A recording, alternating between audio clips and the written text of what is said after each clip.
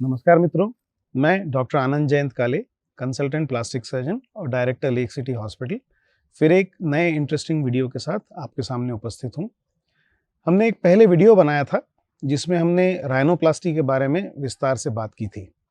उस वीडियो को बहुत अच्छा प्रतिसाद मिला है, बहुत अच्छा रिस्पॉन्स आया है और उसमें जो सबसे कॉमनली जो हमको सवाल पूछा गया है, उसको मैंने सोचा एक नए वीडियो के माध्यम से आपको उसके बारे में बताऊँ। लोग ये पूछते हैं कि जो राइनोप्लास्टी आप करते हैं उसमें सिलिकॉन इम्प्लांट इस्तेमाल करते हैं या फिर ग्राफ्ट करते हैं। तो मेरा उनसे कहना ये है कि सिलिकॉन इम्प्लांट या ग्राफ्ट, सिलिकॉन के अलावा भी बहुत प्रकार के मटेरियल होते हैं जिनको हम इस्तेमाल करते हैं राइनोप्लास्टी सर्जरी के लिए, और जो ग्राफ्ट होते हैं वो भी कई प्रकार के होते हैं। ग्राफ्ट का मतलब हमारे ही शरीर का कोई हिस्सा जिसको हम नाक को उठाने के लिए या सुधारने के लिए इस्तेमाल करते हैं। तो कोई कंपैरिजन इन दोनों में नहीं हो सकता, सूटेबिलिटी ज़रूर होती है।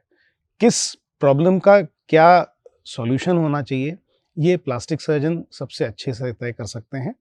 सिलिकॉन इम्प्लांट के अपने एडवांटेजेस हैं, मिडपोर इम्प्लांट्स के अपने एडवांटेजेस हैं, कार्टिलेज ग्राफ्ट के अपने एडवांटेजेस हैं, बोन ग्राफ्ट के अपने एडवांटेजेस हैं और सबके अपने अपने डिसएडवांटेजेस भी हैं, उनके अपने कुछ प्रॉब्लम्स भी हैं। तो मोटा मोटी हम कॉस्मेटिक राइनोप्लास्टी को दो हिस्सों में डिवाइड कर सकते हैं। पहला होता है जिसमें किसी को किसी भी प्रकार से कोई बीमारी ना हो और न ही किसी प्रकार की कोई चोट आई हो और प्राकृतिक रूप से ही नाक में कुछ प्रॉब्लम है और जिसके लिए हमको किसी तरह से उसमें कोई मटेरियल अंदर डालने की आवश्यकता है। इस प्रकार की नाक, उसके लिए सिलिकॉन या मिडपोर इम्प्लांट्स सूटेबल हो सकते हैं क्योंकि उस जगह पे किसी तरह से कोई स्कारिंग नहीं है, किसी तरह की कोई इंजरी नहीं है और जो बेड हम बनाते हैं जिसके अंदर हम इम्प्लांट को रखते हैं, उसके अंदर रहने का जो चांस है वो सिग्निफिकेंटली बढ़ जाता है। दूसरे वो राइनोप्लास्टीज होती हैं जिनमें पहले कभी किसी प्रकार की चोट आई हुई हो, कुछ एक्सीडेंट हुआ हो, किसी तरह का कोई बचपन में इन्फेक्शन हुआ हो जिसकी वजह से नाक धंस गई है और उस नाक को उठाना है। तो अगर किसी नाक में ऑलरेडी पहले से कुछ स्कारिंग है, अंदर स्कार टिश्यू बना हुआ है, उस जगह हम जब रास्ता बना के और उसको क्रिएट करते हैं तो उसके अंदर किसी भी प्रकार का फॉरेन बॉडी मटेरियल जैसे सिलिकॉन या मिडपोर, ये सब आर्टिफिशियल मटेरियल होते हैं, सिंथेटिकली बनाए जाते हैं और अंदर डाले जाते हैं। तो इसको वैस्कुलराइज होने के लिए आपको बहुत अच्छे ब्लड सप्लाई की ज़रूरत होती है। कई बार इंजर्ड स्किन या किसी प्रकार का बचपन में इन्फेक्शन हुआ हो, इसकी वजह से अगर नाक कोलैप्स हुई हो, उसमें इस तरह के इम्प्लांट्स डालना कभी-कभी दिक्कत पैदा कर सकते हैं।